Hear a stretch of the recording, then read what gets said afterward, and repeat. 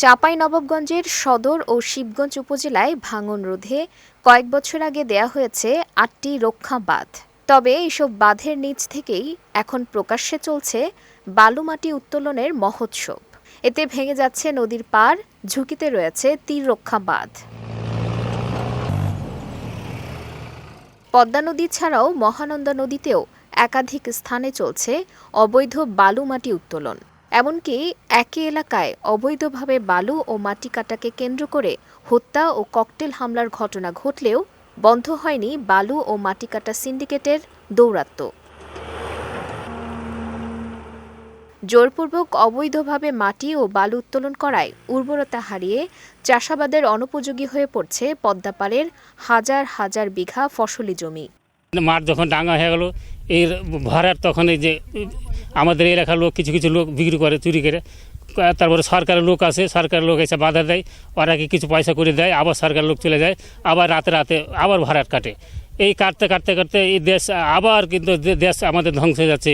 তাহলে সরকার আমাদের এই যে কোটি কোটি টাকা খরচ করে আমাদের একটা বাদ দিয়ে দিল, তাহলে আমাদের ক্ষেত যদি না হয়, ফসল না হয়, আমাদের মাঠ না থাকে, তাহলে আমরা কোথায় আশ্রয় নেবো? তাহলে আমাদের কী লাভ হলো? তাহলে আমাদের এসবভাবে মাটি কাটলে বাঁধের আশেপাশে নিয়ে এইগুলো বাড়িগুলো করে এসছে, ও চর থেকে আসছে, এদেরও বাড়িঘর হুমকির মধ্যে পড়ে গেছে। এরা তো কত কষ্ট সহ্য করে এসছে এখানে। এখন ধরেন যে আবার যদি এটা দিয়ে বড় বন্যা হয়, যদি বন্যা হয়, তাহলে ধরেন যে পুরো সমস্যা এদের। বাঁধের কাছে অবশ্যই বায়ু ভগরে গর্ত করে কাটা অবশ্যই উচিত না। ফসলের জমি করছে, কিন্তু ফসলের জমি উভয়েরই আছে। জমি আলাদা জমি বিক্রি করে দিছে, টাকা পাইছে। আর কিন্তু ক্ষতি মনে করেন জনসাধারণ হবে, সরকারের হবে, দেশের হবে। নদী যখন এগিয়ে যাবে তখন মনে করেন যে এলাকাটা বিলীন হয়ে যাবে। ওই যে দিয়ার এলাকা থেকে বাড়িগুলো এসছে, সব এখানে বাড়ি করেছে। এখন এই বাড়িগুলো তো আবার নেমে যাবে। এই বাড়িগুলো কী করবে বলেন? এখন এই বাড়িগুলো যদি এভাবে চলে যায় আবার, তখন ফের ওই পারে যাবে। কারণ এই যে কাটতে কাটতে কাটতে কাটতে ধরে এই পারে চলে যাচ্ছে, তখন তো একটা মানুষের সমস্যা হয়েছে। ফসলের জমি দেখেন কতগুলো রাই শস্য হচ্ছে, এই শস্যগুলো সব নষ্ট হয়ে গেছে। এদিকে প্রশাসনের মদদেই এমন অবৈধ কর্মযজ্ঞ চলছে বলে অভিযোগ স্থানীয়দের।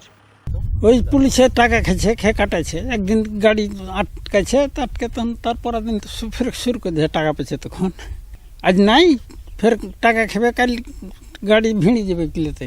ওদের রোডটা তো গাড়ি চলা বালি হাঁটা দেয় না, আমদানিতে সব ধ্বংস করে দিলে। রোড মোড কিছু থিবে না, ট্রাক্টর খুব রাস্তা খারাপ করে।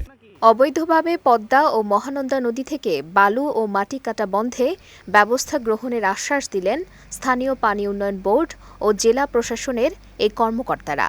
নদী থেকে বালু উত্তোলন করা হলে নদী ভাঙন সহ নদীর মরফোলজিক্যাল চেঞ্জ চলে আসে। নদীতে যাতে কোনো অবৈধভাবে বালু উত্তোলন করা না হয়, এই ব্যাপারে আমরা যথেষ্ট অ্যালার্ট আছি। কোনো খোঁজ পেলে সাথে সাথে আমরা জেলা প্রশাসক মহোদয়কে অবহিত করছি এবং তাদের সাথে একসাথে সমন্বয় করে আমরা এই অবৈধ ড্রেজার সহ বালু উত্তোলন বন্ধের জন্য আমরা প্রয়োজনীয় ব্যবস্থা গ্রহণ করছি।